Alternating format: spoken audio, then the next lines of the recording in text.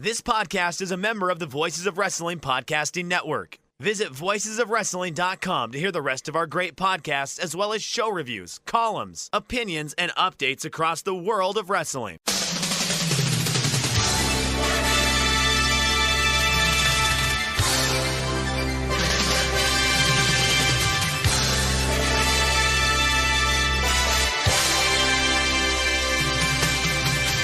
Hello everybody and welcome to the Super J-Cast. I'm Joel Abraham, joined by Damon McDonald. Damon, how is everything?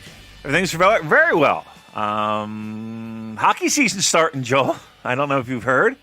Tomorrow, I got credentialed. I've been credentialed for 20 years, mind you, but I just didn't think it was going to happen this year. It happened. So I will be back to work covering those Philadelphia Flyers. It's really cool. It's like an empty arena. There's no fans. There's going to be no traffic. I have to keep 6 feet away from people. It's fucking my dream. I get to watch live hockey with no one there. Beautiful. Love it. So that's good. And I understand you're moving on up in the world, in the penthouse in the sky, so to speak. Yeah, that's right. We were having problems with the stinky bathroom, so Mally complained. We've been upgraded at no extra cost to, I think this is the biggest suite in a hotel, which is where I'm recording from. Usually I would go to the library, but I thought I'd hedge my bets in trying to record inside this enormous room. So hopefully there won't be too many Esther run-ins. And yeah, just living like a king here, Damon. You know, for those new listeners, and apparently something happened where we got a bunch of new listeners, our new followers. I don't know what that could be. I think it was all the dick jokes, Damon. I think so too. That's what I kept telling people. I was like, we're not in the scoops business. Trust me, we don't. We're a dick joke podcast. That's what we are. For those new listeners, yes, Joel has been away from his home due to the COVID-19 pandemic. And he has been living in a hotel, very nice hotel, mind you, very, very nice. But had a child who has yet to come home since not the Wrestle Kingdom that just passed, the one before. So it's been over a year. Has it been over a year now? I flew out here on February 8th, wow. So it's rapidly approaching 1 year. And yeah, I will be back, going back in the summer. I can go back, that's not the problem. It's getting the paperwork for Esther, which is the problem right now. So I will go back in the summer to save my job.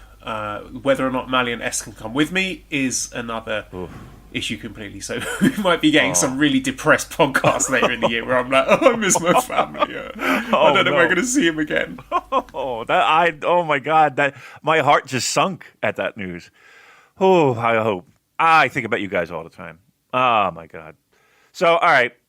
Then we'll keep an eye out for that. We'll listen, we're movers and shakers here. We like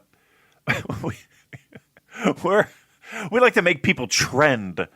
So, whatever the fuck that means. So maybe we can rattle some cages in the government to make this happen for you. We can't do shit. We can. We're fucked. we gotta get out of this podcast alive, for crying out loud. Should we get on to the good stuff, the juicy stuff, what everyone's tuned in for? Yeah, absolutely. Let's do it. I'm talking horny fan art corner. I'm opening it up again, Damon. So if you have a look at your WhatsApp, and I will read you the question. This is from Sentient Amanita, who says, comments on Great Okan's enthusiastic endorsement of fan art produce of him, such as this. I fear his anime fandom may become too powerful if it hasn't already. Yeah. Talk to us, Damon. As always, just tell us what you can see. All right. Well, this is appears to be a illustration of a cosplay of the Great Okan in female form. I know that because I see these supple breasts that are exposed. And boy, oh boy. And she looks sad. Welcome to all the new listeners. Right? She looks a little sad. She looks a little heartbroken, maybe. And again, as the Great Okan would wear, he has that kind of shirty robe kind of thing. It's ripped, exposing her bosom and side boob as well. And I don't know what it says because I do not speak or read the Japanese language. But I wish somebody would make something like that for us. That'd be nice. I'd like to see. I'm just looking at the quote retweets from the person who sent the question saying, Great Okan left a comment on this fan art of him as a big titties anime girl, true king shit. So if those of you are on the fence, any doubt whatsoever about the Great Okan becoming a superstar, here's your proof. Yeah. It is happening, whether you like it or not. Yeah, no doubt. I mean, again, I don't see us getting that kind of treatment. So, yeah, he's. How many wrestlers on the roster do you think someone has sat down and thought, you know what, this guy is my favourite wrestler. I love the way he wrestles. I love watching him. I'm going to draw him as an anime girl with huge breasts. Yeah. That's the sign of respect, I think, when it comes to the pro wrestling world. If you can get, I'm sure you know the likes of Giant Baba and Misawa and Kobashi. They went through that all the time. Mentions absolutely flooded with it. Right, Kings Road, just boobs everywhere. Yeah, that'd be great. Oh my goodness gracious! But I'm being very serious when I say this, in the sense of, like, for somebody to sit down and do that, first of all, the artwork is really good. But to sit down and do that shows you've reached this, you're a certain level of fandom, I don't think everybody in that roster could, I mean, imagine a conversation when you walk in the locker room. You're in my seat. No, I'm just sitting, no, this is now my seat. Well, why would you say, well, do you have one of these? Ugh, no. Pecking order down the ladder. Yeah, like that's like going in with the booking committee, sitting down with Gedo and discussing. Okay, New Japan Cup, right? So you're going to be eliminating the quarterfinals. Like, what's that? Eliminated? You say? Have you not seen this tweet? Oh, I'm so sorry, sir. Straight to the finals with you. I hope you put on your favorite pair of trunks because you're getting a cover of the magazine just for that tweet. That's a good one. You got any more? Anybody else? I don't, but please, listeners, if you find any, send them my way. Yeah, because I've got the feeling this is not going to be the last one of the Great Okan. Yeah, I want to listen. Don't just limit it to the Great Okan. I mean, if there's a fucking David Finlay out there with huge cans, I want to see it. I want that. I want that in my life. Okay. All right. Mark says, do you think Ricochet has good advice for Jay White? And Esther Jones says, what number will Jay White be in the Royal Rumble? So, wow. So it's a question on everyone's lips, Damon. Everyone's talking about Jay White. Will he stay? Will he go? He's not booked for the upcoming tour. Oh! We got Road to the New Beginning, the whole New Beginning tour. Not a sign of Jay White. He's not in the undercard. Nothing. People are panicking. Are they? But let me tell you good listeners who are listening in for an update on this story. Don't panic. All right. Let's take a deep breath. Let's take a moment to step back. Look at how this has been framed by the booking. I think New Japan have been very smart about this because they knew it was coming up, this contractual expiration. They've put it to absolute perfection. So whatever happens, if he stays or if he goes, they're covered. And even before Wrestle Kingdom, Jay White was saying that win or lose, he's going back home for a while at least. If he wins, he's going to take the belts with him, blah, blah, blah. Puts over the new top guy in the company in the biggest match of the year, just like Kenny Omega did before he left in 2019. And he cut that amazing promo, which we talked about last week, where he says he doesn't want to do this anymore. And then he even loses clean to Ishii at Dash. Again, just like he did in the G1 with Ishii thrown out a challenge for a rematch. So, I'm not saying he will, if Jay White does quit and go to another company, he's not holding any titles. He's put over some guys. It makes sense for the storylines because he said he's had enough. And you're not leaving any immediate feuds hanging.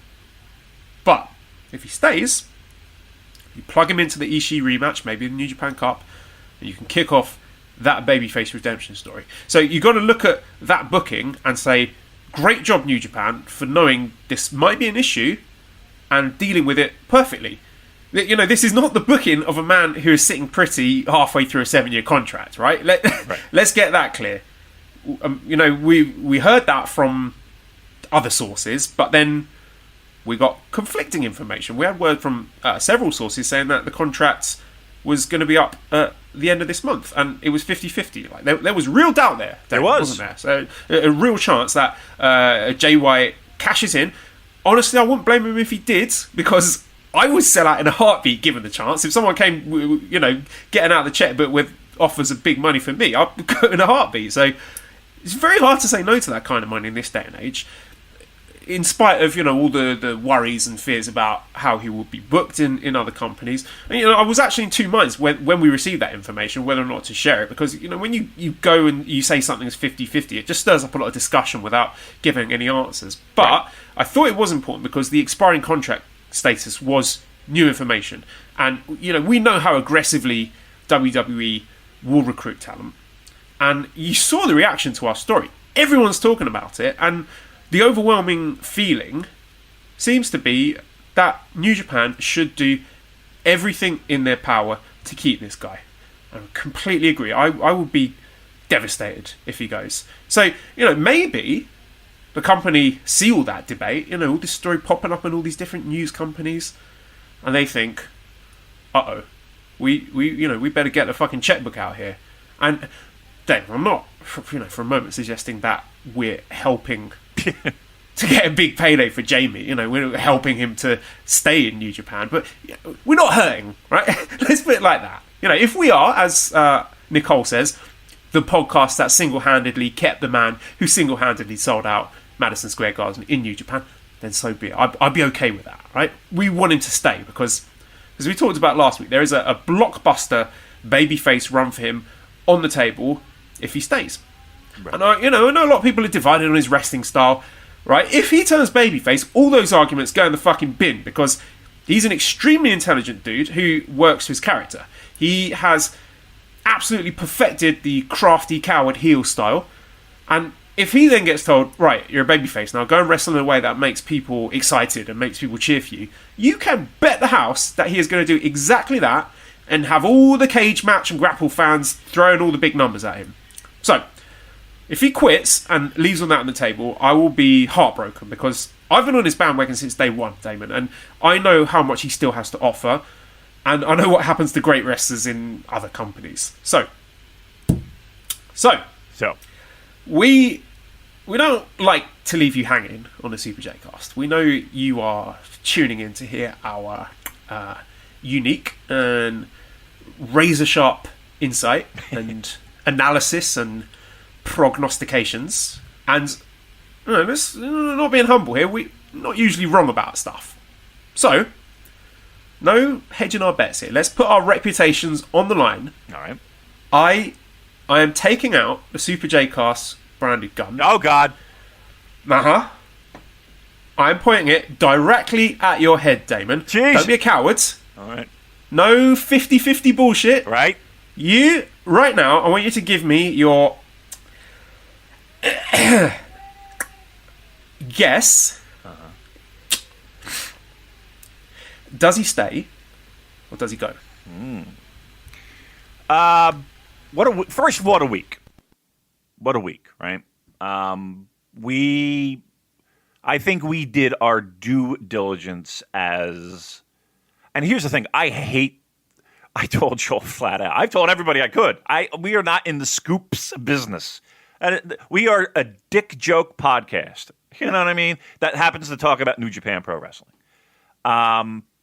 So for a lot of this was... I'd rather not get the scoops. They stress me out. Right. We don't go looking for the scoops. The scoops come to us. I know. And then we fret about, oh, fuck, should we share this one or not? What are people going to say? Right. We hate this. I do too. If people knew how much shit we don't talk about and how much shit we don't say... and I know that sounds like we're pumping our chests, but it really isn't. It's more of a plea of, what are we doing? We don't have a website or anything. We're not, getting money for clicks. There's absolutely nothing in it for us whatsoever. I mean, if there's a tweet that goes viral and is getting I don't know, hundreds, thousands, whatever people sharing it. It doesn't make a slightest bit of difference to us. Yeah. I sometimes, again, I prefer sometimes I don't. I don't like it at all. This is not behind a fucking paywall or anything. So, Right. there is no motive or incentive for us to be stirring shit up for the sake of it. Right. When we got the news, it was multiple discussions with multiple people. Because and the general feeling that we got back, and not even the feeling, the words that we got back was that there was a significant doubt of Jay resigning. Now, I texted. The text that I sent was, well, what about what Brian Alvarez, I didn't put Brian, I put Alvarez. What about what Alvarez said about the 7-year contract? Because that's a sticking point with a lot of people who are their understanding of Jay's contract situation is that it was a 7-year deal. What was it, signed in 2018? AEW was trying to lure him away. Jay said, and this was what Jay told someone in the Elite, who then told Dave. So this is third-hand reported information. So you know how games of telephone work. Definitely ample room for something to get lost in the shuffle there. Right. And I'm not doubting the fact that that's what they were told, and that could absolutely be the conversation. But I mean, I know even in my personal life, I might not, there's times where I might not tell the 100% truth on a situation just because I want to get out of a situation. Like I don't want to fucking deal with it. So then I don't know, maybe exaggerate the truth just to get out of it. And I'm not even saying that's what happened here. That's the information that they got. So again, I send the text. The exact phrase that came back was, haha, no. Haha, no.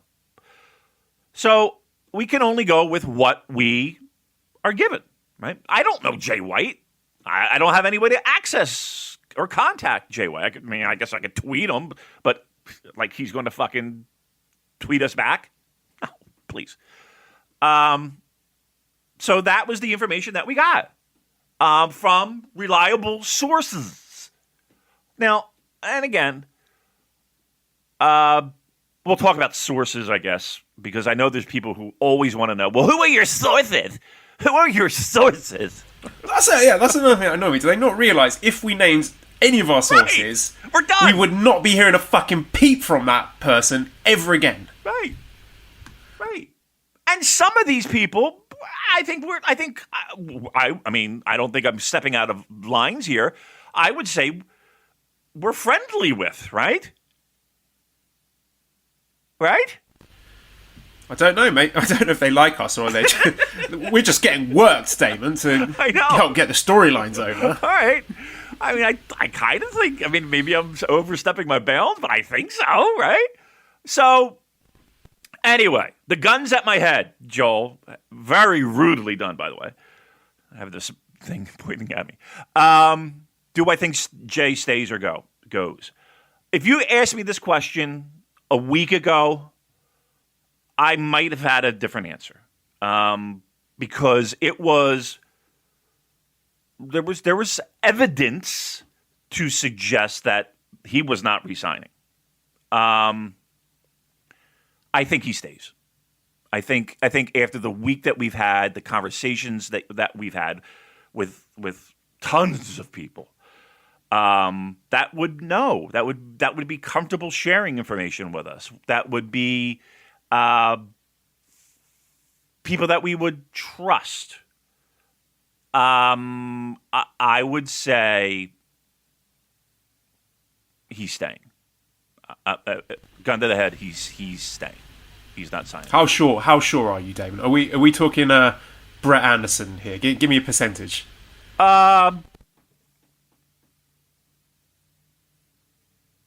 I'll go 80, high 80s, low 90s. I would go that far. I would go that far. I would definitely wouldn't say 100 because I don't think anything is 100. And unless I see a contract with Jay White's signature on it, how the fuck do I know? And New Japan announces it. How and I don't think anybody that we talk to would see that. But I mean, I think I'm probably in the 80s that he's staying. Okay, so we've gone from 50-50 to both of us now being, sort of 80-90% certain that he stays. Yeah, I think it's comfortable, right? I don't want to speak for you, but we talked offline and we talked all week. We talk. We talk. There is talking going on. Yeah. So, I think let's put it this way: if you're a Jay White fan, especially of his work in New Japan, and had concerns of him going to a North American promotion, I think you can sleep well. Let's put it that way. I think you can sleep well, and I think I was gonna share a special. I know you reached out to someone via our discourse, and I did 10 minutes later. We both did. The same person. Same person. The hive minds. Yeah. So, I just wanted to make their day. You know what I mean? I wanted to make their day. And then, but the message back was, Joel. I was like, all right, good. Joel got you 10 minutes ago. But anyway, to wrap this up in a bow. Yeah, I think Jay White's staying. Given the information that we have collected throughout the week, I would say signs point to him staying. Agree. I think, don't read anything into the fact that he's not appearing on this New Beginning tour, because it happens all the time. Wrestlers get cycled in and out of tours. People fly home, they're given rests.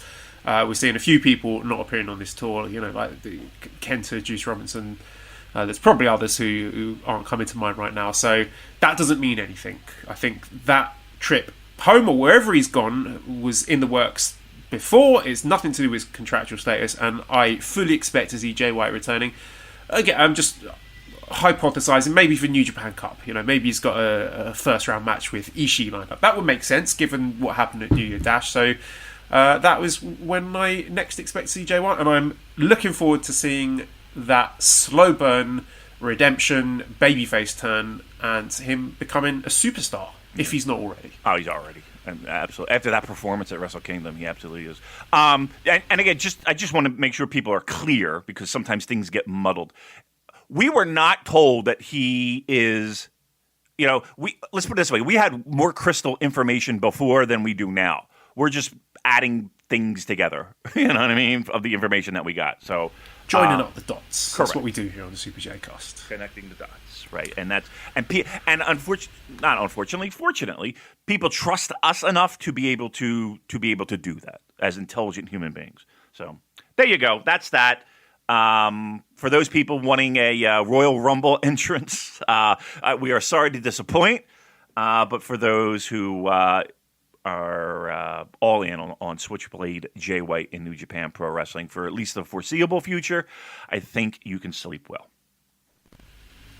Bash asks, always around Wrestle Kingdom time, there's some scuttlebutt around contracts being up on foreign talent doing one to another company, i.e. AJ Styles, Anderson, Gallows, Kenny, the Bucks, now possibly Jay, although we're saying no. Don't worry about that. Do you think these wrestlers just see New Japan as a stepping stone to these other companies, and do you think it's time Bushiroad starts getting out the money, because it's not like they don't have it to start locking down people for longer, i.e. Okada's contract for 5 years so they actually stay for longer. Coming by contractual information is very difficult in New Japan. They keep their cards very close to their chest, so we don't know the details of what sort of contract the top guys are on, like your Okadas or Naitos or whatever. So but do you think it's an issue with having these stories popping up? It always seems to be around this time of year with the foreign stars, and quite a few of them have left for other companies. Do you think that's a problem? It is, and I don't think wrestlers use New Japan for that, with that in mind. Like, I'm going to become a star in New Japan so that I can then sign, with a North American company. I think there's a lot of different factors. Like, I look at people coming into the company now who are looking for work because North American indies have dried up, and I think independent wrestling, for the most part, is struggling to stay afloat with the way the pandemic has ravaged our country. And I look at people who tweet out, "Oh, New Japan has always been my dream," and some of them I can see, right? Some wrestlers I can see that being the case because they've talked about it in the past and they have a history. And then others, you're just kind of like left scratching your head, and be like, "I've never heard you even mention the word New Japan," or even there was an inkling of interest. And I really don't see that, I don't know, side of you. So,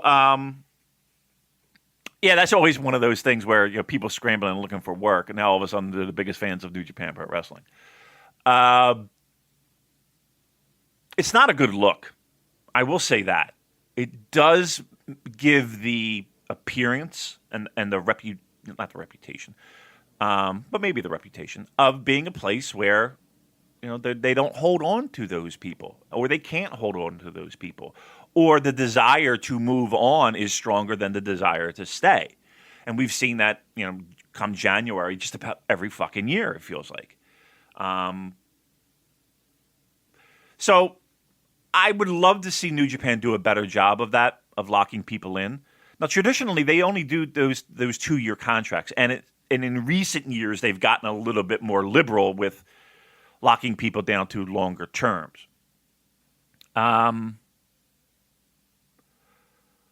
If you live in the United States, though, people hand wave that travel. Travel is a bitch. Just the flight getting there, is tough. And the flight getting back, and I'm always amazed when I hear about guys flying over, doing a tour, getting on a plane, and the next day they're wrestling for some company in Ireland, or they're wrestling for some company in Germany. Like, how do they sleep? How do they? I mean, I'm a wreck for 2 weeks with jet lag. And the family aspect as well. Like, I'm sort of freaking out about the prospect of being away from my wife and my daughter for however long. But these guys do it on the regular. Like, for example, Tamatonga, he flew to do Tag League and Wrestle Kingdom. He's got a daughter who's the same age as me, actually. So that gets overlooked as well. How hard it is to be away from your family. Yeah, it's not easy. I mean, people will say, "Well, that's the life they chose." But okay, it's true. They could have been a plumber, right? They could have, gotten into construction. I don't know, but there is something to be said about the time on the road. And when these guys do tours, I mean, look at Kevin Kelly, for instance. I mean, Kevin Kelly's not in the ring taking bumps. He's behind a microphone, but they flew him in. Christmas, he's got to celebrate early with his family. He's on a fucking Zoom call in his hotel room, watching his kids open gifts on Christmas morning, quarantined, and then he's talking to us idiots on New Year's Eve. right, talking to us New Year's Eve. And my understanding, Kevin's not a massive drinker, mind you, but I don't even think he drinks at all, actually. But. I'm like, "Listen, we don't want to hold you up. It's New Year's Eve. We'll try to make it as quick as possible." And he was like, "That's fine." But yeah, it's like that kind of thing that I think people forget. Now, I'm not saying that the WWE's travel is any better. I think AEW now, that's like, I think that would be like utopia, wouldn't it? Just pop down for TV and big shows in Florida. Be nice. Wait, sorry, what was that? The big show's going to AEW? No, that's not what I said. I don't want to see that. I don't want to see that tweet, that article on Forbes calling us the Super J Cat. Hey, Forbes, what the fuck? Seriously, Super J Cat, you dumb motherfuckers. Oh, Super J Cat, which is kind of on brand, actually. I did enjoy, but. Jesus Christ. We're stars. Can't treat us like that. Super J Cat. Jerk-offs. Forbes. Remember when Forbes was... I don't even know what it is from a website perspective anymore, but Forbes used to be like a big... Like, the rich people read Forbes. You know what I mean? Like, Forbes was like Money Magazine. And I don't know why the fuck I'm bringing it up. All right, anyway. So travel, blah, blah, blah. Again, once WWE gets on the road, the travel isn't that great either. But, again, it's hard. Let's just leave it at that. It's fucking difficult. And I think that gets shoved under the carpet many times when people talk about signing up with New Japan Pro Wrestling. All right, let's go on to some announcements about New Beginning. Oh, so we've got shows, we've got cards. I'm just going to read you the schedule, as you would say, for the next couple of months. Okay, so this is televised shows only, so there are some non-televised shows. So we've got Sunday, January 17th, Korakuen, January 18th, Korakuen, January 19th, Korakuen, 3 days off, January 23rd in Ota City General Gymnasium, January 24th, Korakuen, January 25th, Korakuen, 4 days off, January 30th in Aichi, February 1st, Korakuen, February 2nd, Korakuen, February 3rd, Korakuen, 4 days off, February 8th, Korakuen, 1 day off, February 10th, New Beginning Hiroshima, February 11th, New Beginning Hiroshima, 2 days off, February 14th, Korakuen, February 15th, Korakuen, February 16th, Korakuen, February 17th, Korakuen, 3 shows in between that, which I'm not sure if they're televised or not, February 22nd, Korakuen, 2 days off, February 25th, Korakuen, so that's 15 shows at Korakuen Hall altogether that are all going to be televised. Wow. I'm exhausted just looking at that list, Damon. You know what that screams to me, though? That screams to me sports bubble. So all those guys can stay quarantined at the Tokyo Dome Hotel, right? Walk right over to Korakuen, stay out of trouble, stay relatively, safe from COVID-19, and they're able to do shows. Like, that is the formula that the NBA set up. That is the formula that the NHL set up with their bubble seasons. That's what that screams to me. We're going to keep them in the Tokyo Dome Hotel, which is, again, steps away from Korakuen. And we're going to run shows in a live venue. But this is the closest thing that pro wrestling can get to a bubble situation. As much as it looks ridiculous, 15 shows at Korakuen. None of them really, are any of these home run shows that were... Well, I'll go through them, Damon, because I've written down the main event for most of them. Okay. And, I want to see which of those you're actually going to be tuning in for, because, oh, really? We've got a New Japan podcast, and even that I'm looking at thinking, fuck that. Really? They're that wishy-washy. Okay. But my point being is that this really feels like, aside from, straying away a little bit, like Nagoya and Hiroshima, 15 shows at Korakuen. This is a NHL bubble situation that New Japan created, and I'll go so far as to say, good going. I think it's a smart thing. Until that calms down. Look, I think in many cases people are even skeptical of these shows occurring at this point. Right? They're not doing a good job in Tokyo. They're not. It's gotten worse. And they're under emergency status, and I don't know all the, but I see that. If I see emergency status, my eyebrows are raising. Bubble situation, Joel. That's what we got right there, right? Well, let's talk about these cards then. So, right, Sunday 17th, Road to the New Beginning at Korakuen Hall. Main event, Master Huato and Sho versus Bushi and Hiromu. Monday, January 18th, Road to the New Beginning at Korakuen. Main event, Master Huato and Tanahashi versus Bushi and Shingo. Okay. Tuesday, January 19th, Road to the New Beginning, Korakuen Hall. Main event, Master Huato, Sho, Tanahashi versus Bushi, Hiromu and Shingo. Okay. I don't fancy any of those, I'm not going to lie. Okay, so then we got 3 days off. Then Saturday, January 23rd, we got Road to the New Beginning at Ota City General Gymnasium. Now, this one looks good. We got Tenzan's comeback match. which is going to be Tenkoji versus Great O'Khan and Will Ospreay. So we are looking to see, is Tenzan going to get some revenge for the beatdown in New Year Dash? So I'm into that. We've also got a really weird opening match with Doki and Minoru Suzuki versus Jado and Gedo. And it just sounds like such a weird match on paper, but I'm into it. We have the Hontai versus LIJ 10-man elimination match, and I always enjoy the elimination matches. They're always a lot of fun. Main event junior tag title match with Kanemaru and Desperado versus El Fantasma and Taiji Shimori. I think that show looks really good. That's not bad. Okay. Not bad. So then we have Sunday, January 24th, Road to the New Beginning. This is the very next day at Korakuen Hall. The main event, Master Wato, Tanahashi, Ibushi versus Bushi, Shingo, and Sanada. And then the next day, Monday, January 25th, Road to the New Beginning, Korakuen Hall. Main event, Sho, Tanahashi, and Ibushi versus Hiromu, Shingo, and Sanada. So you're starting to see the pattern emerging here in these main events. Yeah. All right, 4 days off. Then we have the New Beginning in Nagoya, in the Aichi Prefectural Gymnasium, Saturday, January 30th. So let me tell you the card for that. First match, we got Yano and Okada versus Yujiro and Evil.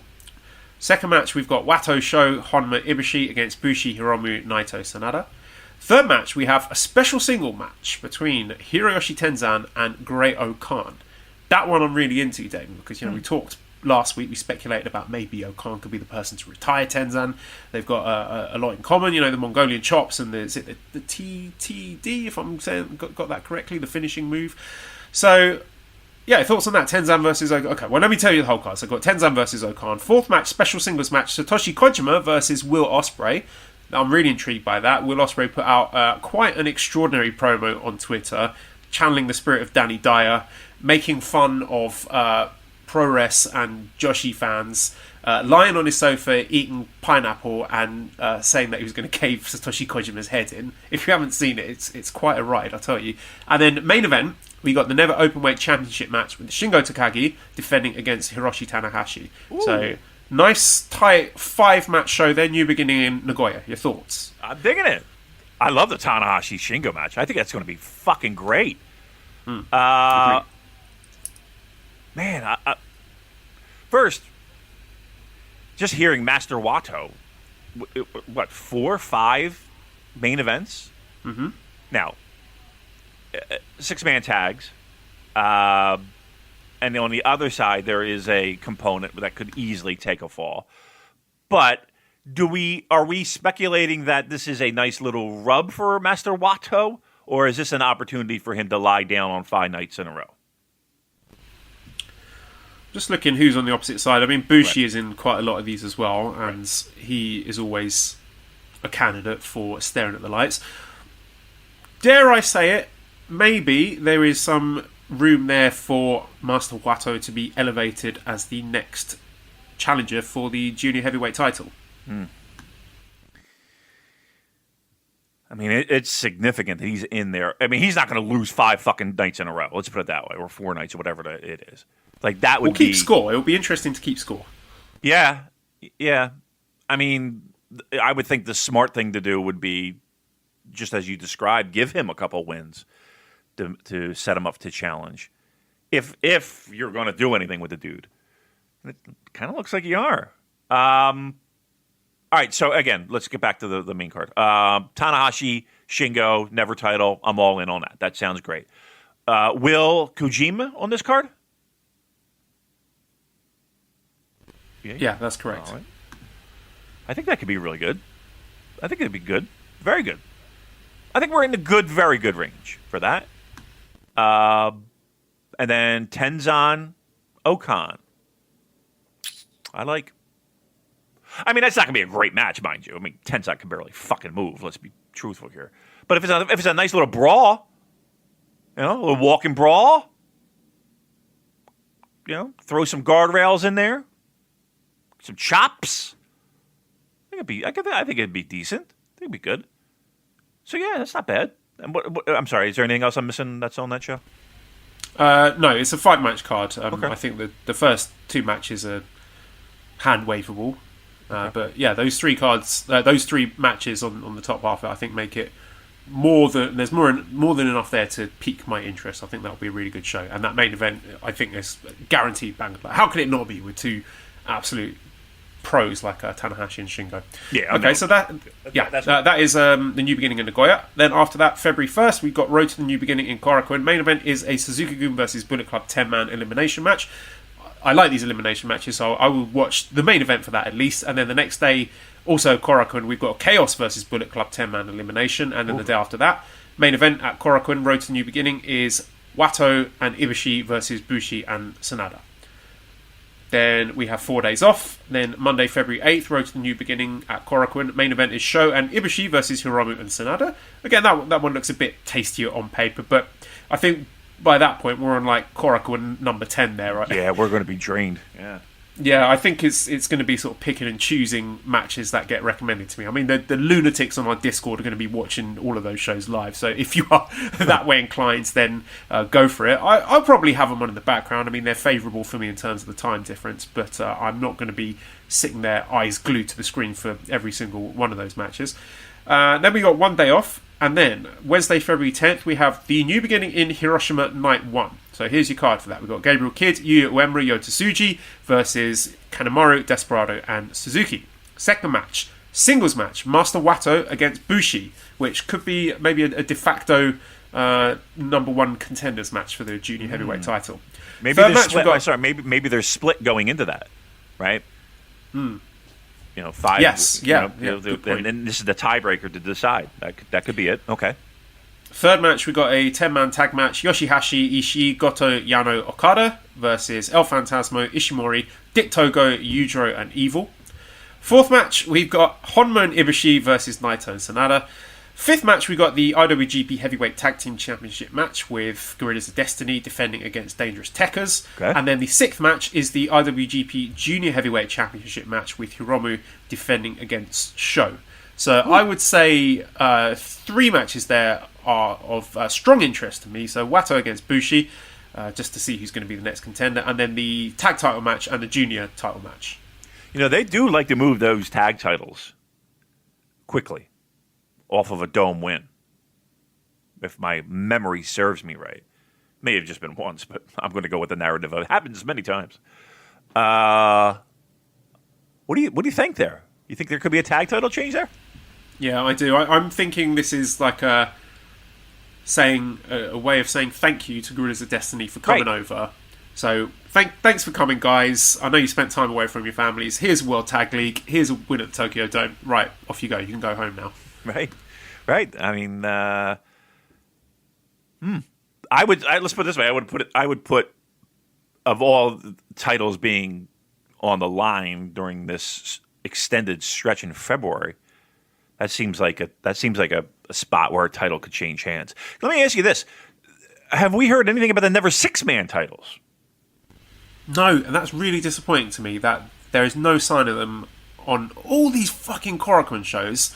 And how good it was last year, and seeing Yoshihashi being king of Korakuen with his 6-man titles, and nothing, not a sausage. Has Yoshihashi signed a 7-year? Did you? I don't know if you saw all the rumours going around the same time as the Jay White rumours of Kanemaru going to AEW. I saw, because I felt an obligation to pop into the Discord, right? And you know how you just scroll, and there's sometimes you're just like, if you catch it on a bad day, you just got fucking a wall of like memes and shit. You're just like, oh fuck, the hell. And I think I caught one. It wasn't a barrage of memes, but it was like a couple, and that came up, and I was like, whoa, what? And it took me a second to know it was a joke. But yeah, I did see that. It was pretty fucking great. Yeah, I was also joking when I said Kazuchika Okada was going to be unveiled as the third member of the Young Bucks. Kazuchika Jackson, the tallest buck. Oh dear.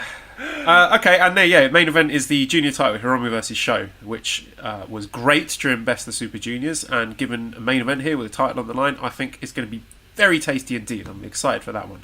Yeah, that sounds good. You're rattling off the bigger shows. Obviously, are much juicier, and and they do feel fresh matchups. Like the bigger shows I'm in on. The Corkin shows, oof, that's going to be a struggle. But the bigger shows, the Nagoyas, your Hiroshimas, I mean, they sound pretty decent. Yeah, they sound pretty good. That brings us to Thursday, February 11th with New Beginning in Hiroshima Night 2. We've got Yoshihashi, Ishii and Goto against Gabriel Kidd, Yuya Uemura and Yota Tsuji. So those are your six-man tag team champs, but no titles on the line there against the Young Lions. Why not? Second match. Why not? They're fighting Young Lions, Damon. Who cares? Young Lions don't deserve to get shot. For Young fuck's Lions sake. deserve Really? nothing. Really? Okay. Second match, Kanemaru, Desperado and Suzuki against El Phantasmo, Ishimori and Yujiro. Third match is Wato, Sho and Honma against Bushi, Hiromu, Naito. Fourth match, Yano and Okada versus Dick Togo and Evil. So they're building up this Okada versus Evil feud. I thought there was going to be a singles match on this tour, but there isn't. I don't know, maybe they're saving that for Castle Attack. Fifth match, we've got Doki, Zack and Taichi against Jado and Gorillas of Destiny. And then main event, sixth match, is the IWGP Heavyweight and Intercontinental Double Championship match with Ibushi defending with second defense against Sanada. So it's a one-match card, this show, isn't it? Oh, I'm not gonna lie. That match to me, or that show, on paper, why do they fucking have to feel the need to bring Jado in the ring? Why? They have a talented roster. They are chock full of people. I guess they're giving a lot of people breaks. Like they're giving a lot of people breaks on this tour, right? Yeah, you see, like there's no singles matches for like Naito, Okada, Evil. Yeah, they're definitely. It's. I think it's fairly common for the New Beginning tour for the people who've been featured very prominently to get a bit. What names haven't we heard yet? And again, I'm going to ask you to just kind of just glaze your eyes over those lines. Yuji Nagata? Yeah, he hasn't been featured. Okay. Fale? No Fale. Hinare? No Hinare. No Finley? No, I think he's gone home. Yeah. I think Juice and Kenta have gone back as well. Yeah. Well, he's hurt, right? Yeah. I mean, again, I'm not even trying, but there's three names that you mean to tell me we can't fucking plug them in somewhere? Again, Hinare. Hinare gets in World Tag League. Back home with you. Truth be told, if I'm Hinare, I got to be looking at this company being like, what the fuck do I got to do? You know what I mean? What the fuck do I got to do? I mean, a lot of these. Here's the common denominator, and correct me if I'm wrong. All these guys live in Japan, right?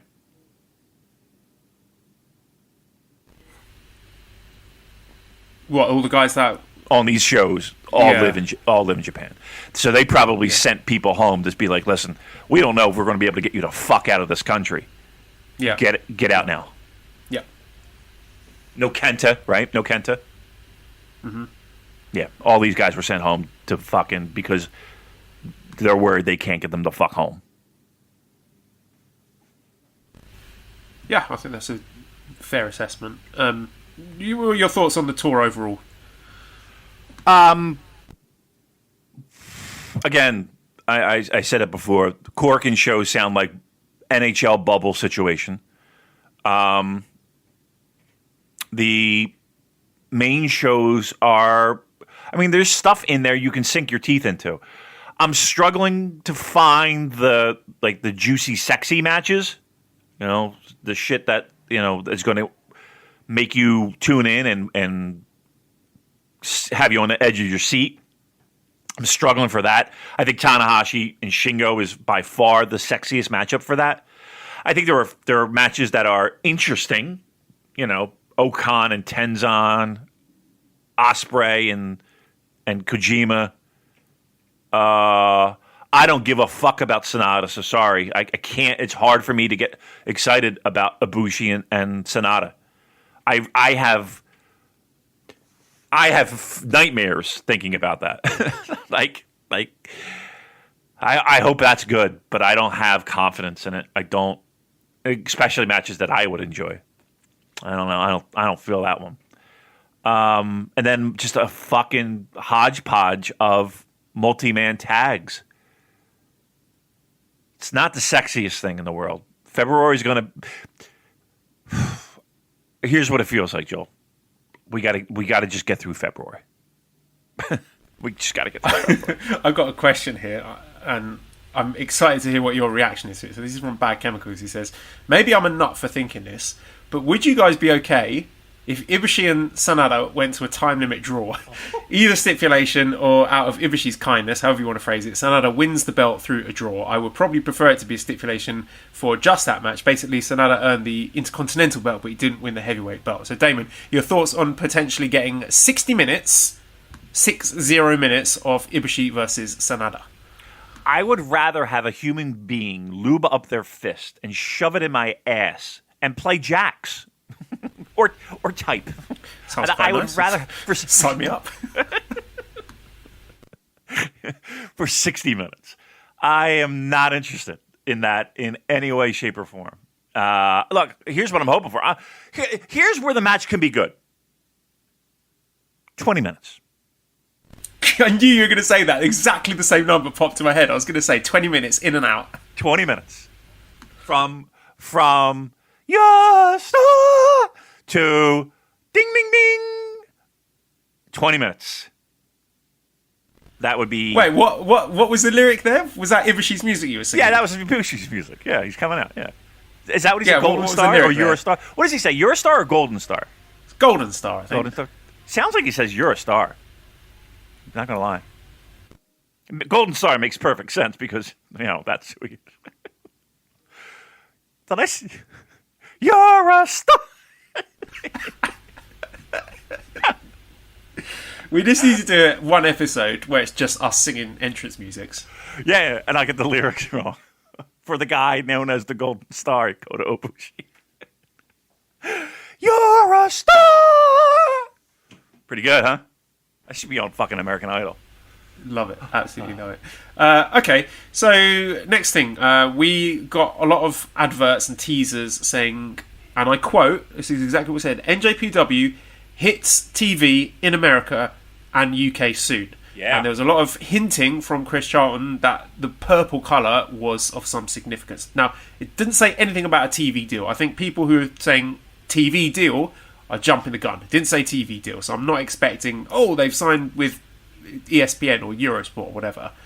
My guess was that it is going to be Roku, something to do with the Roku app, because that is purple, and that has been something that I think people have wanted for a while. And they've been what do you working on reckon? that for a while, haven't they?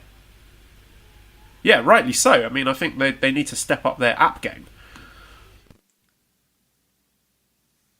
A question to me? I'm sorry, but I stepped all over. That's it. What do you think it is? What is this? Yeah, What's your guess, Damon? Roku, and I'm not really up on my broadcasting acquisitions, but then they purchase a pretty major streaming platform as well, and they need content, right? So I wouldn't be surprised if that's the case. I'm going to say this, though, as the old guy, representing here. There ain't a person that I know that even knows what the fuck a Roku channel is. Just gonna throw that out there. The idea of this being a significant breakthrough it's something, don't get me wrong, but and this might not even be for me. You know what I mean? I can Do you think find people are going to be pissed off with this? Do you think it was misleading the way that it was presented in the teaser, if it does turn out to be Roku? To me, that's not a TV channel. A TV channel is something where you turn on your TV and you scroll through your menu and it's there. I don't need a Roku. Right. You know what I mean? That's so. My question is the phrasing NJPW hits TV in America and UK soon. If it does turn out to be Roku, do you think that was misleading? I mean, it's worse than our 50-50 tweet. That's for fucking.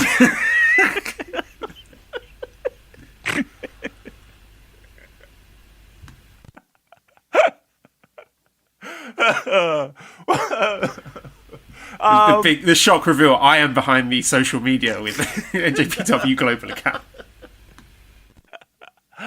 A little. I mean, technically, you don't even need a TV, right? You could hook it up to your computer. You could hook it up to any screen, right?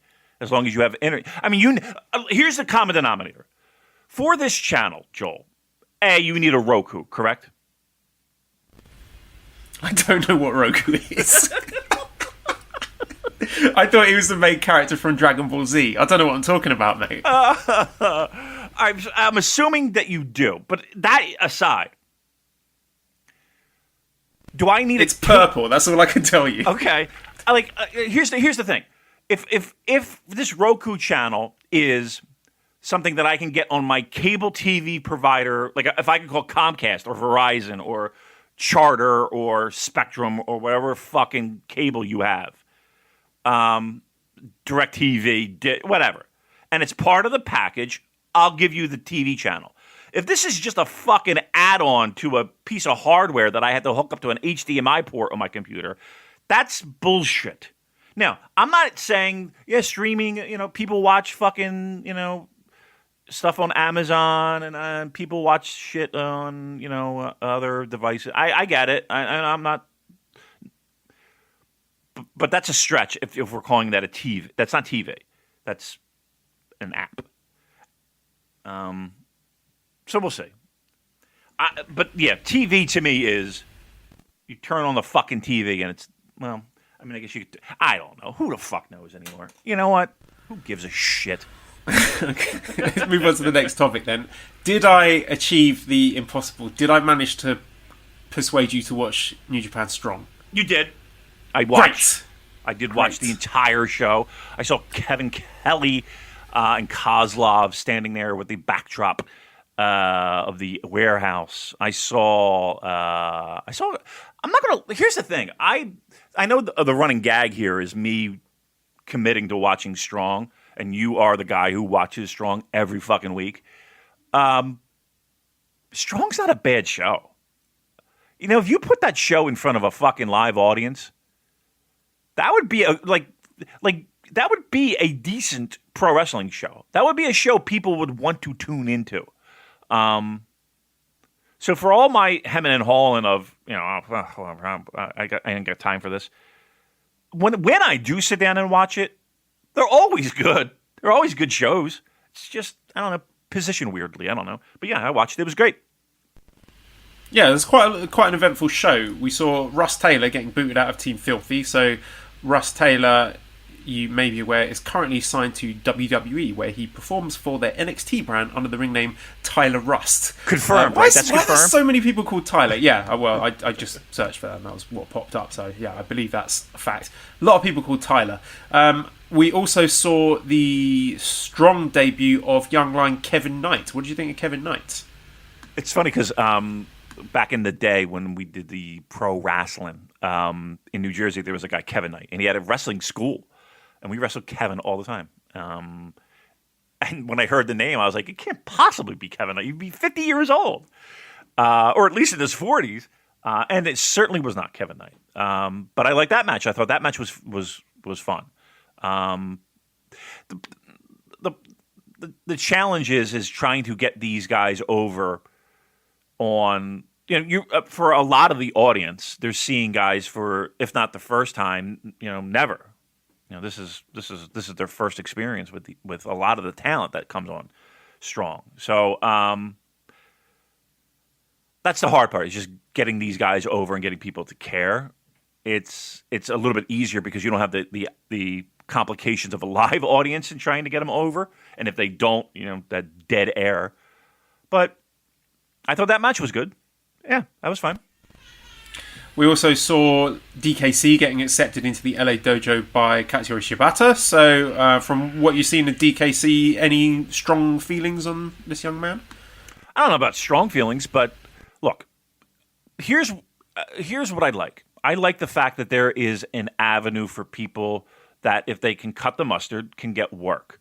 Is every one of you guys going to position themselves into a full-time New Japan gig? I think a very small percentage of the people that wind up on Strong are going to wind up on a Dominion show or, competing in G1. Let's be very honest. I think it's very small.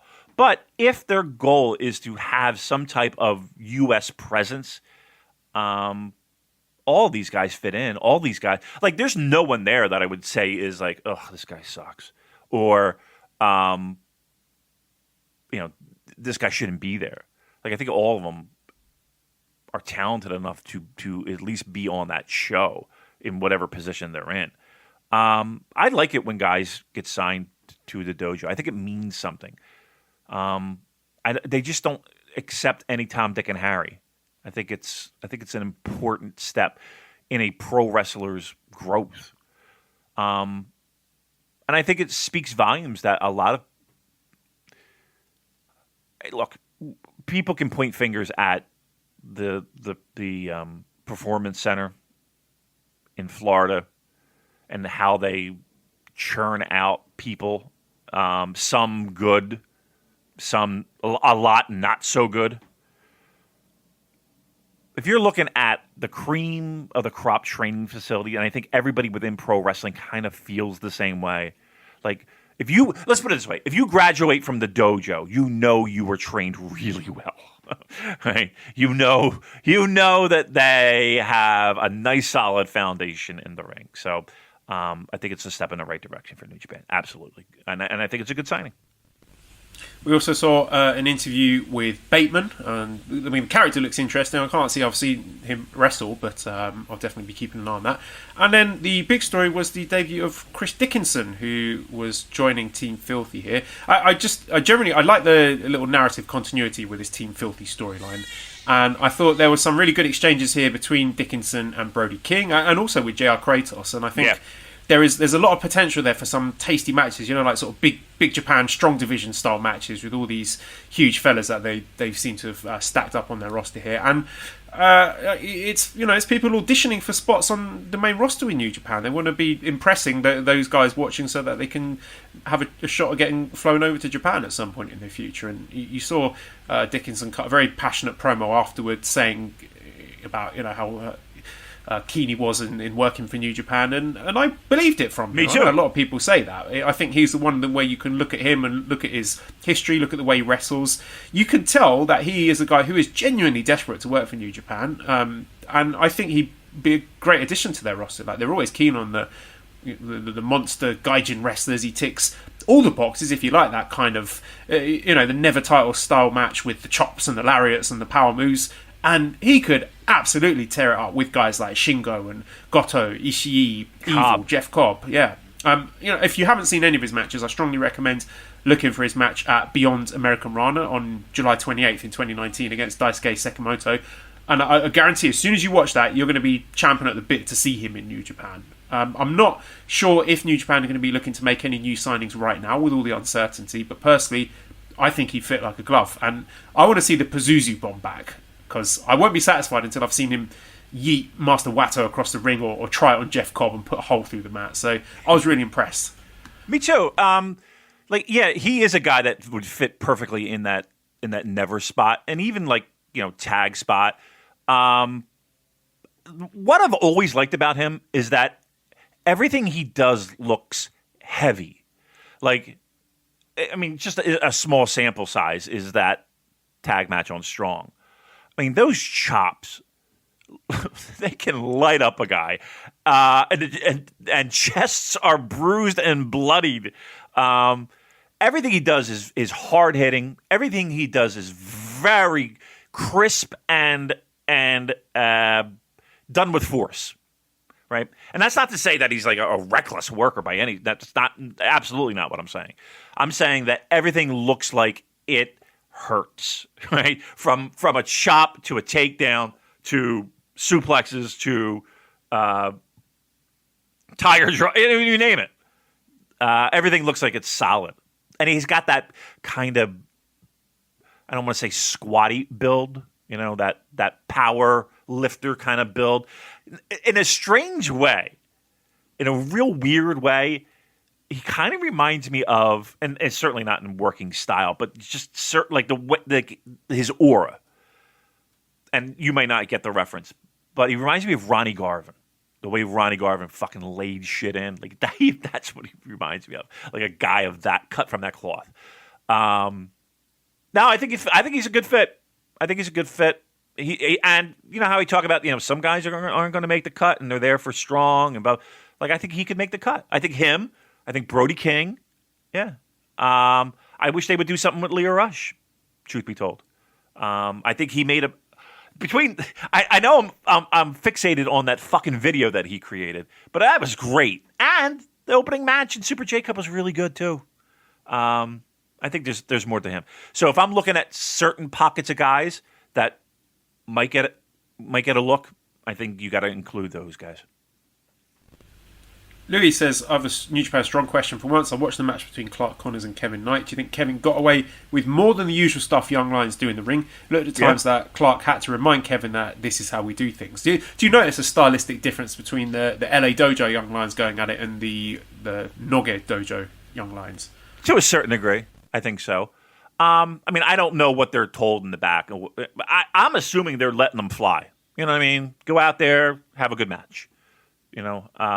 Keep it, you got 10 minutes, you got 5 minutes, whatever. I don't know how they're working it in the back of, you can't do this shit, you can't do that stuff, you can't do whatever.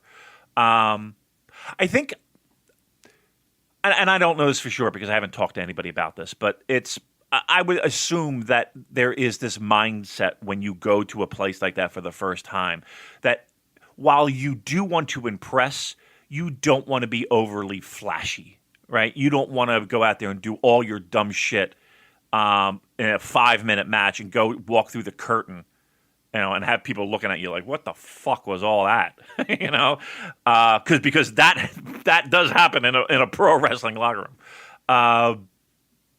So there is that fine balance and that fine line. So do they get away with a little bit more than maybe a young lion? I would tend to lean toward yeah, but that might just be a thing of, we're going to let them get some shit in, and give them an opportunity, and that's that. A few questions. I'm going to lump all these together. So Ben says, which talent from Strong would you like to see full-time in Japan? Rai says, do you think long-term the plan is to have the people we're seeing become regulars on Strong be used up to fill tournaments over in Japan, similar to ROH in the past? For example, could we see Danny Limelight in Best of the Super Juniors, or Rosser and PJ in World Tag League, or the Regal Twins in the Junior Tag League? And Vincent says, when borders reopen, do you think we will see some of the standouts of Strong in New Japan, or is this always designed to be separate from New Japan? I think what Strong has become is a place where guys who are stuck in the States can work and do a set of tapings and get paid. Now, again, they're not bringing in every Tom, Dick, and Harry that's on the indies, but they're bringing in the guys that they feel is a good fit, talented guys that can work a certain style and perform at a high level for these TV shows. Will some of them get an opportunity? Yeah, I do. But I think the percentage of those people it's small. I think the dojo boys have obviously a better shot of making shows in Japan than others. But yeah, as of right now, I think it's going to be a place where guys can work and get on some form of television and continue to try to get their name out. And you can see them on social media promoting their appearances on Strong and trying to get work and tagging everybody in New Japan they fucking possibly can. A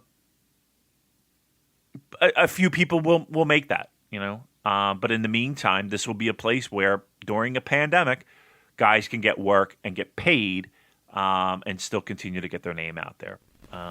Is that like the wrestling equivalent of a food bank? There's not many places people are getting a lot of work at this point.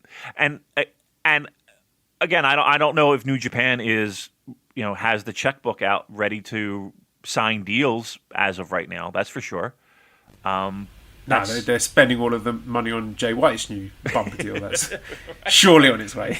10-year deal. Yeah. Guaranteed. He's getting Bret Hart contracts. Yeah, so again, those guys are trying to find a spot. They'll be used in some capacity. Not every one of them, but there'll be guys that will be used in some capacity. That's for sure.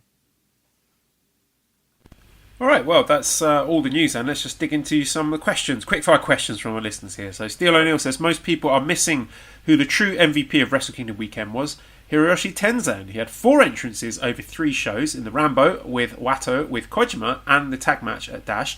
And he was the focus of the big angle with Empire. So, yeah, that's something that's thrown under the radar a bit. And I think all signs point towards this being Tenzan's last year as an active wrestler. Do you agree? It should be, if it's not. And I say that with all the respect I can deliver. But yeah, I think we're more than fine with him doing a last tour.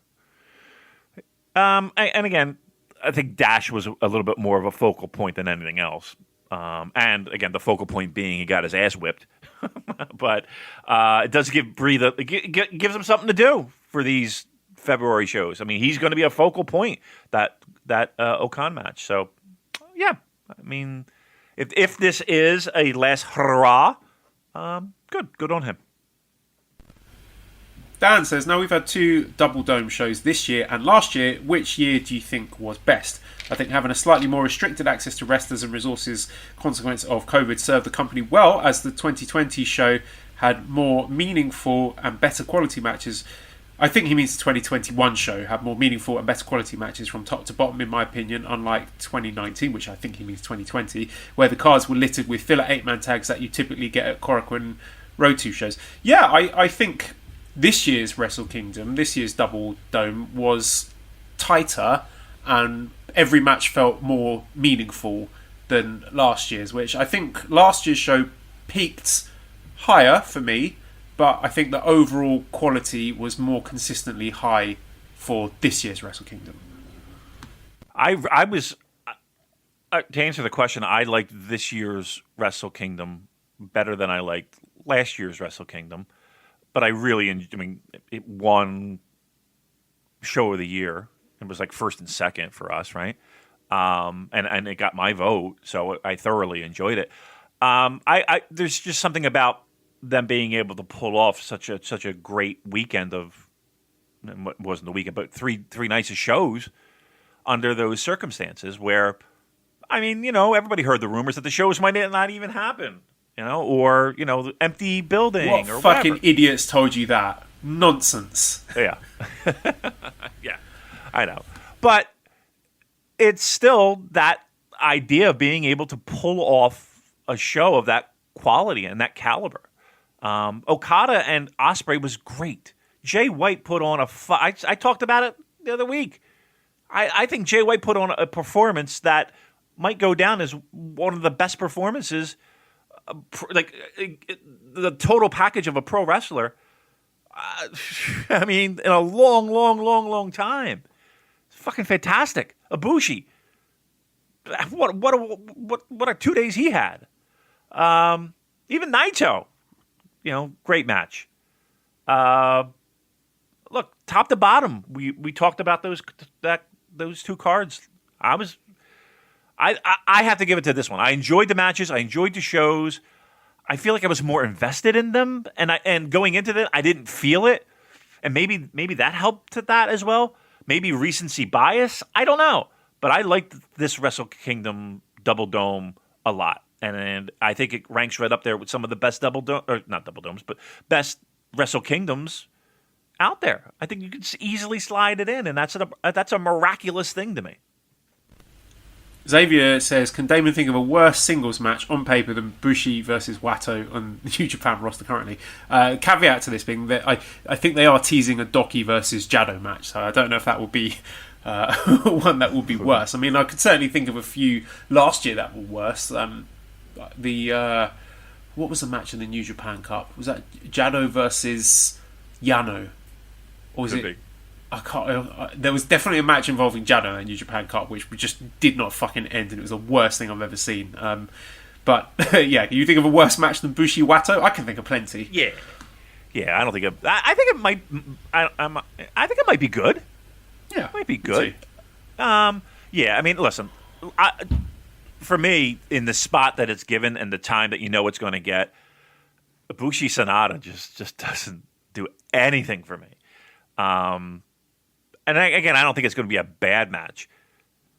This is not going to be a situation where it's like, Nakanishi and, I don't know, against, it's not going to be just horrific. No, I don't think it's that bad. But again, you throw in like a Dick Togo and Jado against some, we can make it worse. Let's put it that way. Violent Skipping says, you mentioned in the Wrestle Kingdom review that nobody can deny White is a star, though you could understand them having reservations after Wrestle Kingdom 12 and subsequent G1. Could you see a path for the same to be said for Evil 3 years from now? So give me the likelihoods that within the next 3 years, Evil has made the improvements that we're speaking of him in a similar vein to the way we're speaking about Jay White now. Why would he?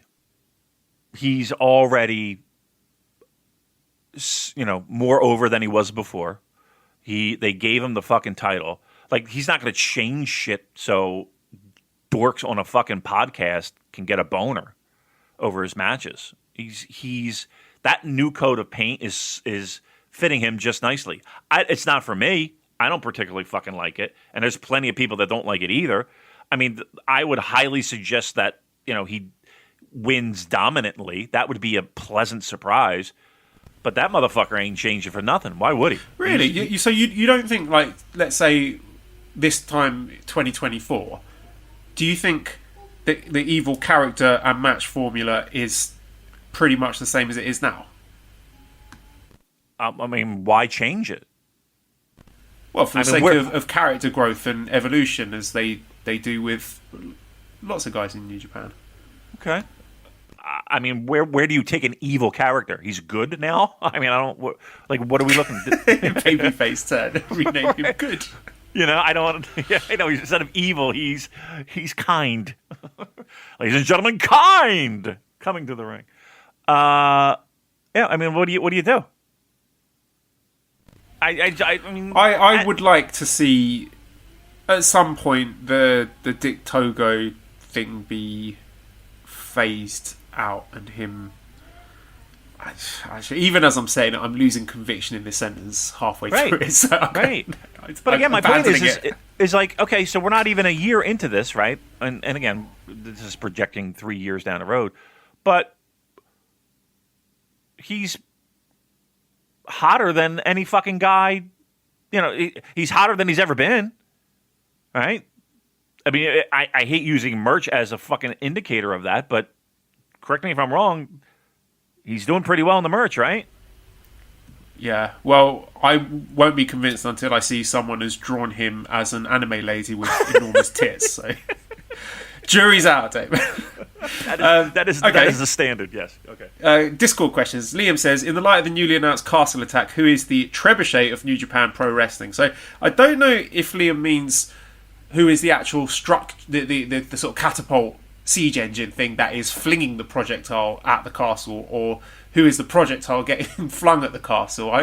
I would say Jeff Cobb is the trebuchet and Okan is the projectile. I don't even know what the fuck you're talking about. Okay, next question. Okay, Pink Moon says, I've been listening to some old episodes of the podcast pre-pandemic, early pandemic, when no one had any idea what this would mean for the world, and more importantly, pro wrestling. The optimism and excitement is clearly greater pre-pandemic, and that's from someone who enjoyed New Japan's 2020. Do you think that, if not for things being what they were, New Japan's 2020 would have been different, very differently perceived? Can we simply say that any disappointments are primarily induced by COVID? If you're asking just me, yeah, I think it has a lot to do with it, right? I think there was a lot of booking on the fly, a lot of ripping up old pages of a notebook and quickly writing down new ideas and new ways to get out of situations and into situations, all due to the fact that they didn't have half a fucking roster to work with. And they had no idea when they were going to be coming back.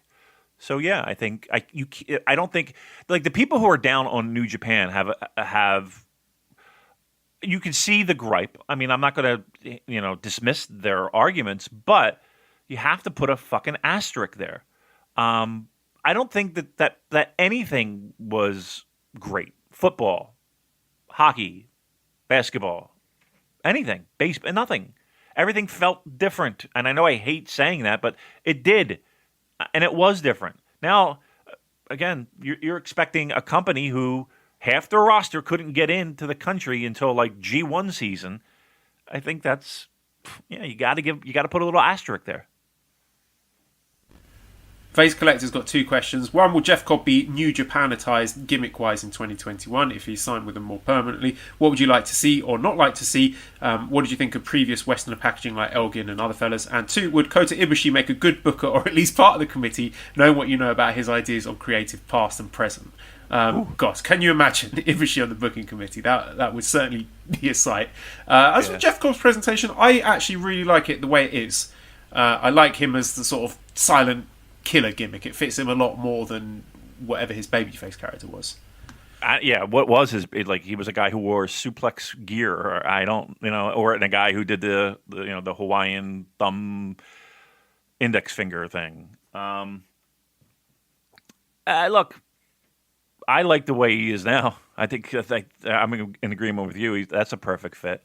Ibushi as a booker, my biggest fear is that he's just like, there would be no continuing of storylines. Like, you would probably get some pretty crazy, wacky individual shows, but the idea of continuing storylines, breadcrumbs leading to that, you could throw that right the fuck out the window. I think with him, I don't think his brain works that way. That would be the biggest challenge as a booker, like keeping track and keeping things in a progression, as opposed, like, if you want to give him the book for like a big show, like a random big show, I bet you that it would be crazy good. It's the day-to-day thing that I would have a lot of concern with Kota Ibushi being a booker. Bash says, question for Music Damon, what new music is on the radar? And question for Joel, what was his favourite things about the TV show Giri Haji? For those of you who've seen it, I really like the character of Rodney in Giri Haji. A very good series if anyone is looking for recommendations for a good drama. It was about 8 episodes long, about some Japanese people, sort of Yakuza influenced story coming to, I think it was London. Interesting sort of clash between sort of Japanese culture and British culture, which I enjoyed a lot. Damon, what's on your music playlist these days? Alrighty. Again, I think my band last year was a band called Sports Team. They are out of London, I believe. And I really like them a lot. And I think that album is fantastic. So, big fan of them. I would love to see them if they ever tour. That would be a wonderful thing. Because they check all the boxes for me. But also, aside from that, like touching the nostalgia button, they recently had a bunch of... they had a rather decent Bowie tribute on the passing of his anniversary of his passing. So they had a bunch of bands do covers, and Duran Duran did a cover of 5 Years, which I think is fucking great. And then 9 Inch Nails' Trent Reznor did a cover of Fashion, which is one of my favorite songs, which is great. So I'm kind of that, like, I've been killing that on repeat, the Bowie tribute stuff from those two bands. So that's where I'm at musically right now. A Silent Flute says, a question for Gaming Joel, how far have you made it in Bloodborne? Did you finish it? How many hours have you put in? I couldn't tell you how many hours I put in. I did finish it. I finished it quite quickly after I got it because I just played it all the time. I love Bloodborne. It's such a good game. I love the sort of FromSoft games, Demon's Souls, Dark Souls, Sekiro, all of that stuff. And there was just something about the sort of cosmic horror of Bloodborne, the sort of H.P. Lovecraft style spookiness that just, I dig that so much. Like the fishing hamlet in the DLC part where you get up to Orphan of Kos at the end. I love the music, the wacky storyline, all the scary boss monsters. Just, I love it. I think it's one of the best games that I've ever played. Next question then. Damon, you sending me a WhatsApp message saying, do we want to touch on awards? No, I mean, we had an episode about the awards about a month ago, didn't we? We gave our own picks. I feel that if we went back and discussed that, then we'd just be repeating stuff that we said on that episode. I agree. Okay. Yeah. All right. Okay. Romo won Wrestle of the Year. Daryl says, personal issues aside, would you rather have Cobb or Elgin? I was really impressed by Cobb's big man mojo and consistency in the G1, but Elgin did have some bright spots himself once upon a time. I was one of the people who was a big fan of Elgin's wrestling matches, and up until a week ago, I would have said that he peaked a lot higher than Jeff Cobb has ever peaked, because I'm thinking specifically about the match that Elgin had with Naito. I think it was New Beginning 2017, which was fantastic. And until last week, I would have said Jeff Cobb hasn't had a match that good, but I think the match Cobb had with Shingo was on that level. And I think there is potential for Jeff Cobb to outshine Michael Elgin's New Japan run if he continues on his current trajectory. Yeah, but he's got a little work to go because, again, if we remember back, Elgin had some pretty great matches in G1 with Goto, Ishii, Nakajima. Was it Nakajima? Yes, it was. I remember that one. So there's the Naito match you mentioned. Even wasn't there a Kenny Omega match that was pretty great too? Was that the tables match? Am I thinking wrong, or the ladders match or some shit? Yeah, I think they had a ladder match. All right. So I mean, there's Elgin had a pretty decent body of work in New Japan, and that I don't think should be hand waved. I like the character and the presentation of Jeff Cobb, and if we can continue in the same path that we saw with the Shingo match, I think just like you said, there's absolute potential to lap Elgin. But again, we can't hand wave those handful of matches that were really pretty great from Elgin in New Japan. Topher says, with Ospreay's new faction being formed and rumours that Evil may break from Bullet Club and form another, which of the current factions would you keep and which would you disband? And from the expanded factions, where would you relocate the members? I think the only one I would have on the chopping block right now is Chaos. I think they have served their purpose at this point, and having Hontai as the sort of generic good guy faction, I think there's not really there's no function for Chaos anymore, and I think they could make use of some of those people, the likes of Goto or Ishii or Yoshihashi or Sho. I think they would be a boon to some of the other factions, fresh coat of paint. I think they'd be good elsewhere. I think they should have a draft. They get podiums. Yeah, well, John Carroll did a draft episode on Wrestling on Makaze with redrafting the New Japan factions. Really? That was a while ago. I think they might do a new one this year. I like the idea. It's a fun episode to listen to. So, watch this space. I don't know. Maybe you can tweet at John and ask them if they're planning to do another similar episode. All right. Classic Catch says, when do you think Naito versus Hiromu will happen, and do you think it's dome-worthy? I don't see why not. I mean, I know there were a ton of people that were really disappointed that never happened, and are still disappointed that it hasn't happened. I don't know how you do it without somebody leaving LIJ. I don't think it's just a thing where they just do it with Naito not being a champion. I think it would be weird if Naito challenged for the junior heavyweight title. That's what I want to see. I want to see Naito challenge for the junior heavyweight title to make the match happen. Do I want it? Yes. Do I think it's going to happen? Let's put it this way. Do I want it to happen? Yes. Should they do it? I think so. Will it happen? It looks like a big money match to me. And especially the way the fans reacted when the anniversary show got cancelled last year. Right. But I don't think they're going to do it. Do you? I think so. I think they will. I think they should. But I think they've got to do it sooner rather than later. Because, I'm not on the bandwagon of, Naito's knee is fucked. But he's not getting any younger. So I will pull the trigger on it. I think they got him doing other things. Unless they just drop it in. You know what I mean? They're like, okay, we're just going to do this fucking match. Like, I just don't know how we get there with guys doing other things. The Naito losing and Hiromu winning does that idea no favors. I don't know. I could see it happening where maybe Naito is having, I don't want to say one last run, but another run with the heavyweight title, and Hiromu maybe has moved up to the heavyweight division and has won himself a G1 or something, and then that is his ascension to the very top of the company. But again, I still think there's a lot of mileage in Hiromu as a junior. Okay, that's a year away though, right? That's at least, maybe more. Lachlan says top 5 gaijin to ever wrestle for New Japan. Woo, God. All right, Brody. I mean, Hansen was more significant in All Japan, mind you. I'm going to say Brody. I'm going to say Vader. I'm going to say... I feel like I'm going to slight people. You know, you can make an argument for Don Fry.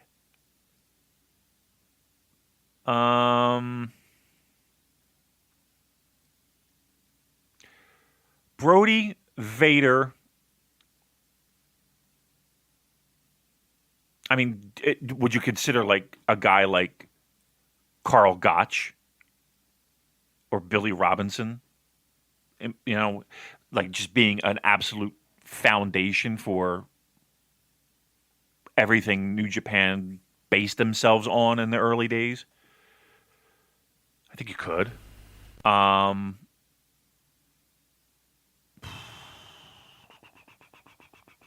That's a tough one because it depends on which way you want to go. Because it's very easy to be like, AJ, and but I don't think they have like those type of people have that type of significant historical significance and being on top in very important times. I mean, you could argue Kenny was on top when the company was at its financial peak. I mean, they didn't have primetime television, but they were making profitability wise. They were doing okay for themselves. Gates. Yeah, I think Kenny is in the mix just again for helping break New Japan into the mainstream with that Wrestle Kingdom 11 match. I think that counts for a lot. I mean, I think he look. I think he's in the discussion. I think that's fair. I mean, Hogan, would you put in that conversation? Hogan was massive. Yeah, I think so. I feel like I'm Pegasus Kid. I mean, purely for the sort of wrestling impact. I don't know if he was like a huge deal, right? For inspiring pro wrestlers, and that style. But within the company, I mean, he was a junior. He was a guy who challenged for the junior title, which, again, was important, but I wouldn't put it in the same pecking order as, a guy going for the heavyweight title. I don't know if I would go Pegasus. I don't think I would go for many of the juniors, that whole crowd. Even though, again, for a collective body of being influential and important to the development of juniors, it's significant, but I don't think I would rank them above those guys. Brody is the top, though, and then we would work around from there.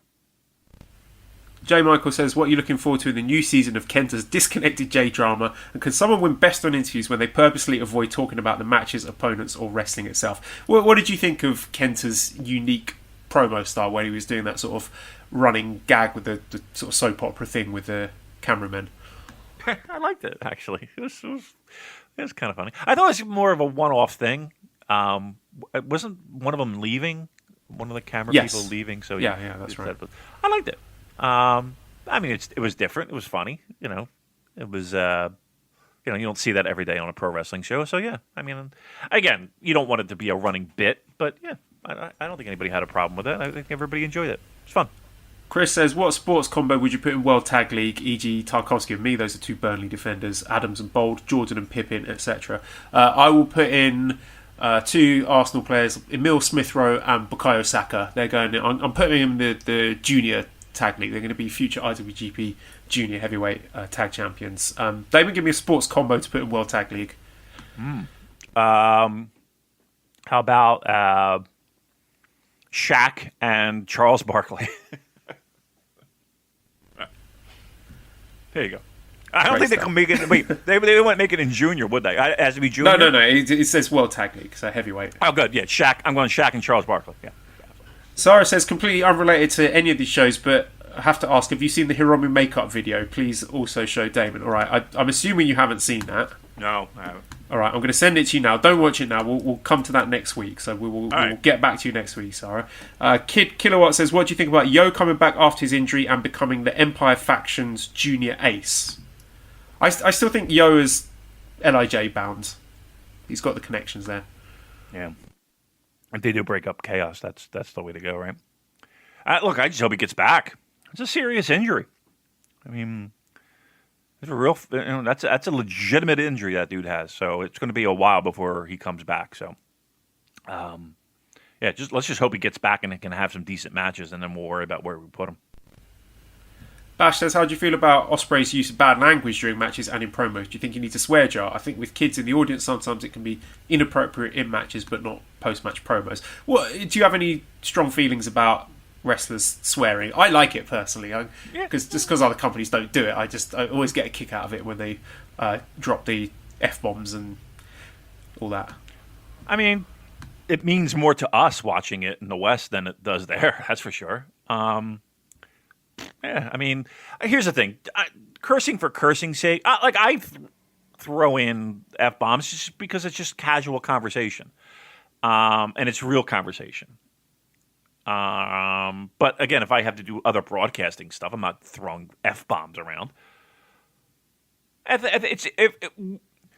Here's the thing: when it's done all the time, just like anything in life, it gets watered down, and it's like, okay, he's cursing again, and okay. But when it's done sparingly and done with emphasis and done with, I don't want to say energy, but again, when Jay White is screaming at the top of his lungs, "Fucking help me!" like that has more impact than "you motherfucker," in a God match in the middle of Tokyo Dome.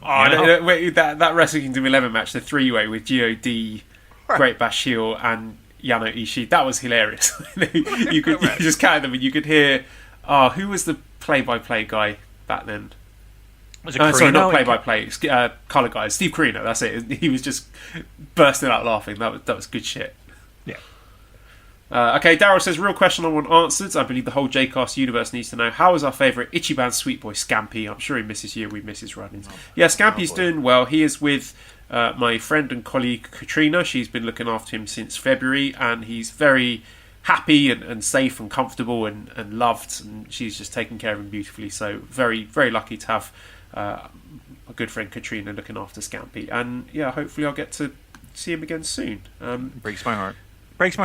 Buy his t-shirt, Scampy Club t-shirt at Cobra Kawaii. Show the love with your money. Don't just tell me you love him. Buy the fucking t-shirt. Cola Blue says, has anyone heard from Shota Umino? Also, what's Joel's opinion on the Final Fantasy VII soundtrack? Soundtrack is great. I loved it. It's gone straight onto my phone. My favourite is the boss music. What's it called? Still More Fighting. I love that. That's a real banger. Shota Umino, I've heard nothing from Shota Umino. I don't know where he is, when we're going to expect him back. Bit of a head scratcher. Yeah, I haven't heard anything. Steel O'Neill says, if you could swap any body part with a New Japan wrestler, who, what, and what's the first thing you do with it? Okan's tits? Now, yeah. I'm always fascinated. And Jay White has it too, but I'm sorry, I'm eating a vitamin.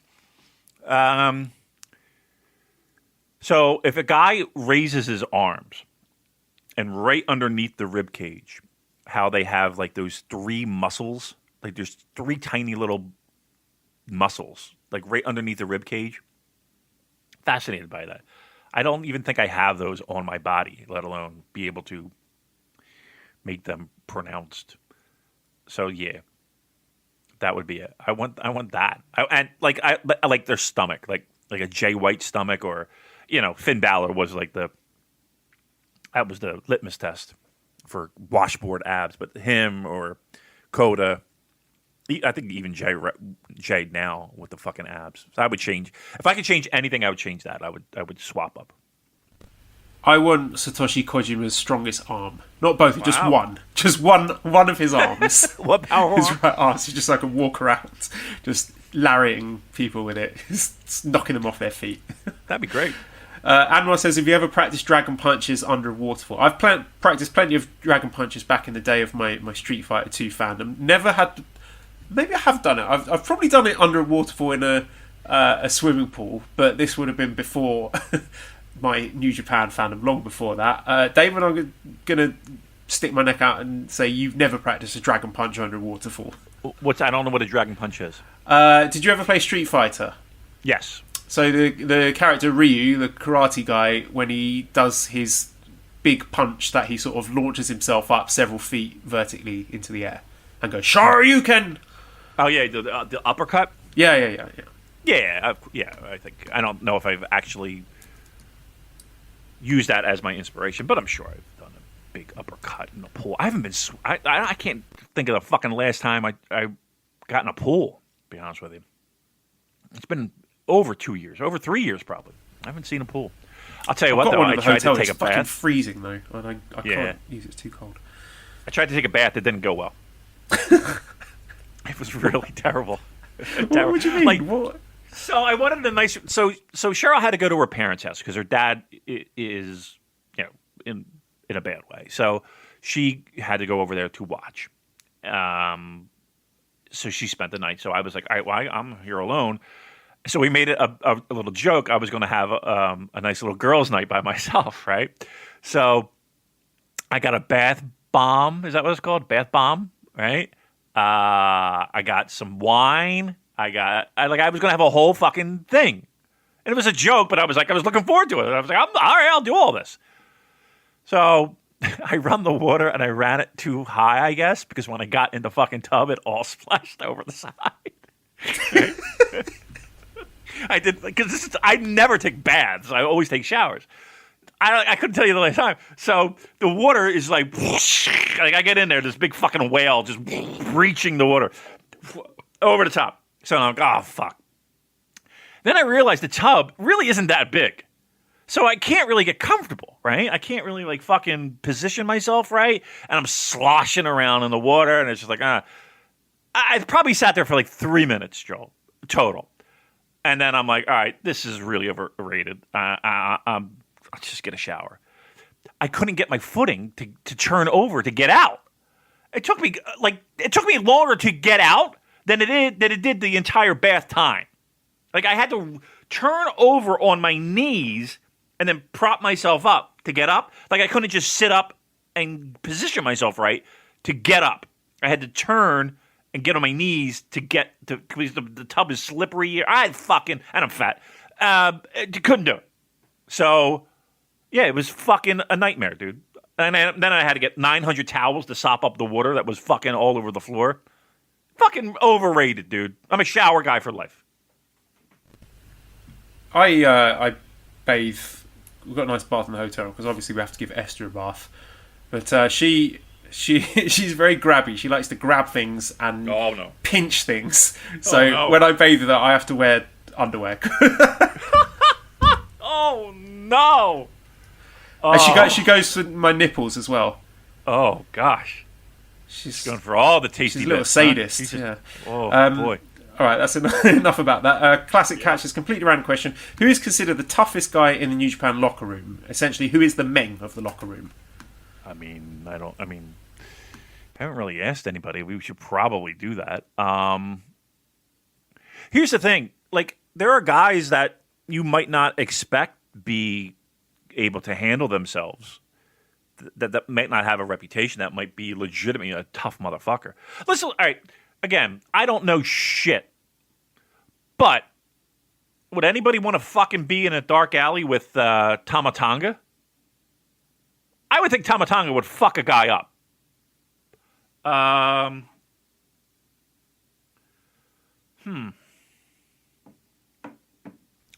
Like, do we mean like street fight, don't fuck with the guy, or do we mean grapple on a mat tough? My answer to that, my headcanon is Okan.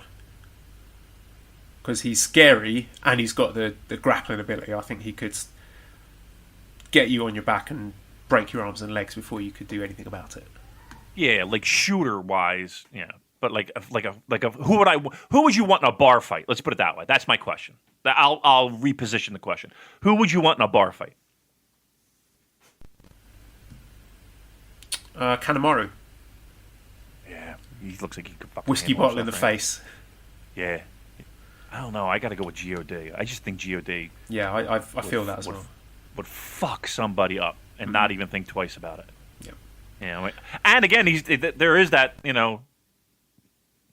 Haku is, sitting at the dinner table. I'm sure they've learned a thing or two. Yeah. I would car keys between your fists. That's me. That's my gimmick. That's my thing.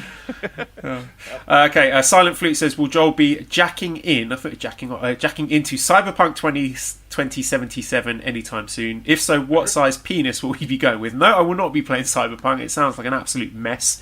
And I have a lot of objections with the way that CD Projekt Red have gone about their business.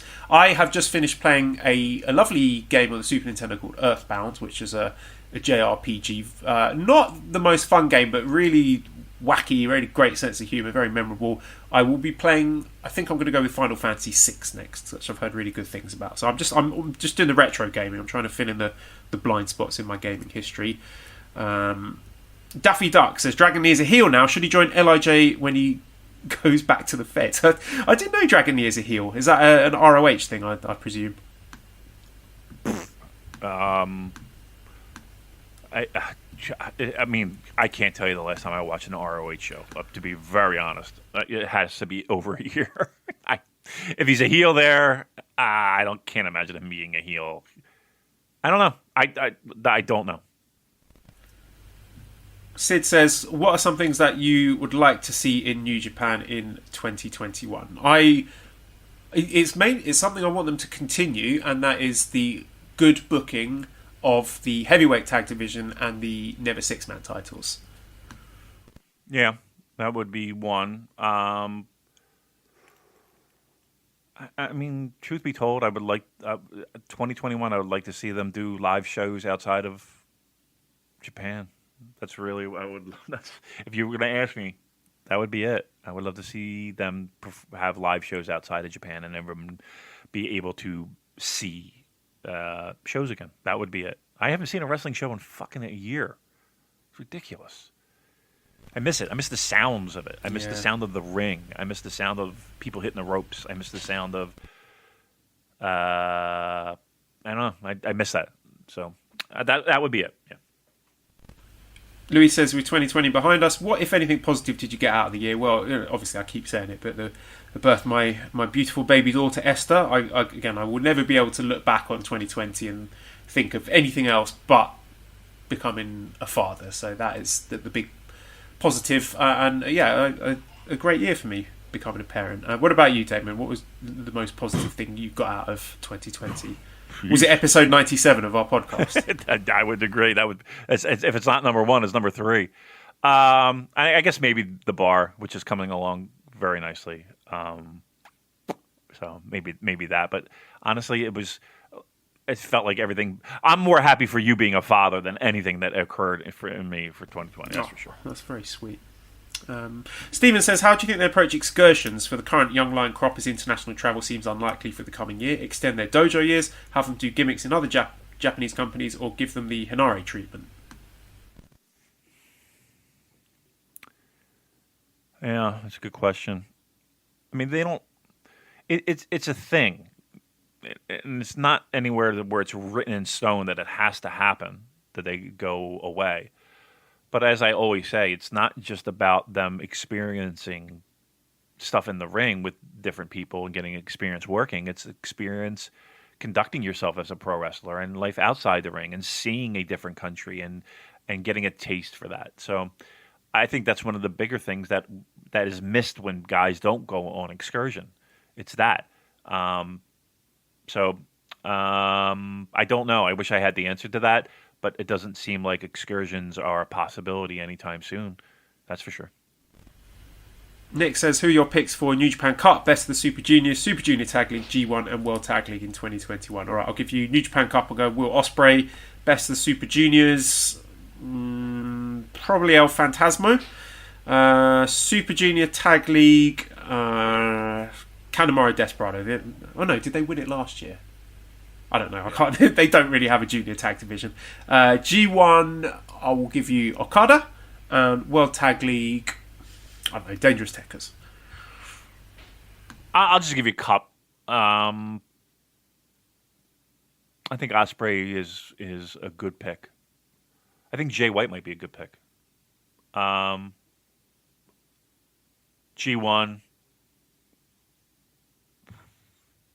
I still think Ospreay wins G1, so I might flip it. I'll say Ospreay wins G1, and I'll say